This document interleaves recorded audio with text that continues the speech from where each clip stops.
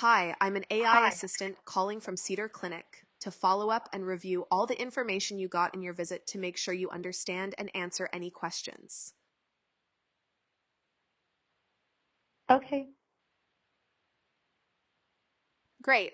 Could you please confirm your name so I can make sure I have the right information for you? sure, Jane Rogers. Thank you, Jane. Let's go over your visit details. You were diagnosed with eczema, and the doctor prescribed a topical corticosteroid cream to help manage your symptoms. Do you feel comfortable with the information you received about your diagnosis and treatment plan? Um, well, I didn't really understand why this has happened or what they mean when they kept saying I have sensitive skin, but I feel like does it mean something is wrong in my blood? That's a great question, Jane, and I'm glad you brought it up. Let me explain a bit more about eczema and what sensitive skin means in this context. Eczema, also called atopic dermatitis, is a condition where your skin becomes inflamed, red, and itchy. It happens because your skin's natural barrier isn't working as well as it should. This barrier is what helps keep moisture in and irritants, allergens, and bacteria out. When it's not functioning properly, your skin becomes more sensitive to things like soaps, detergents, fragrances, or even changes in weather. When the doctor mentioned sensitive skin, they were referring to this weakened skin barrier and how your skin reacts more strongly to triggers. It doesn't mean there's something wrong with your blood or anything internal like that. Eczema is more about how your skin interacts with the environment. Does that help clarify things? Let me know if you'd like me to explain anything further. Yeah, okay, that helps, but I guess I wonder why did it happen? That's a really good question, Jane, and you're not alone in wondering about that. Eczema doesn't have one single cause, but it usually happens because of a combination of factors. Let me break it down for you. 1. Genetics. If you have a family history of eczema, asthma, or hay fever, you're more likely to develop eczema. It's often linked to a genetic tendency for your skin barrier to be weaker. 2. Immune system. People with eczema tend to have an overactive immune system. When your skin comes into contact with something it doesn't like an irritant or allergen, your immune system reacts strongly, causing inflammation, redness, and itching.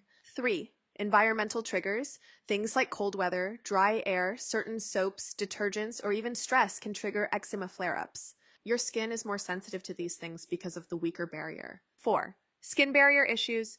Your skin naturally has oils and proteins that keep it healthy and hydrated. In eczema, the skin barrier doesn't hold on to moisture as well, so it dries out and becomes more prone to irritation. It's not something you did wrong, and it's not something you can always prevent. But the good news is that with the right care, like using the corticosteroid cream the doctor prescribed and keeping your skin moisturized, you can manage it and reduce flare-ups. Does that help explain why it might have happened? Let me know if you have more questions. Um, yeah, that's helpful. And then I was wondering why are they giving me steroids? Like, I thought steroids are what people use to, build muscle. I see where the confusion comes from. You're absolutely right that some steroids are used by people to build muscle, but the type of steroid you were prescribed is very different. Let me explain. There are two main types of steroids. One, anabolic steroids. These are the ones people use to build muscle. They mimic testosterone and are often misused in sports or bodybuilding. Two, corticosteroids. These are the type you were prescribed. They are medications that reduce inflammation in the body. In your case, the topical corticosteroid cream works directly on your skin to calm the inflammation, redness, and itching caused by eczema. When you apply the cream to your skin, it helps to reduce the overactive immune response that's causing the eczema symptoms. It's not the same as taking anabolic steroids, and it won't affect your muscles or anything like that. It's a safe and effective way to manage eczema when used as directed. Does that clear things up? Let me know if you have any concerns about using the cream or how to apply it. Okay. I also was wondering, they said that, I should put the cream on the parts that are raised and rough, but then I should stop when they're just dark.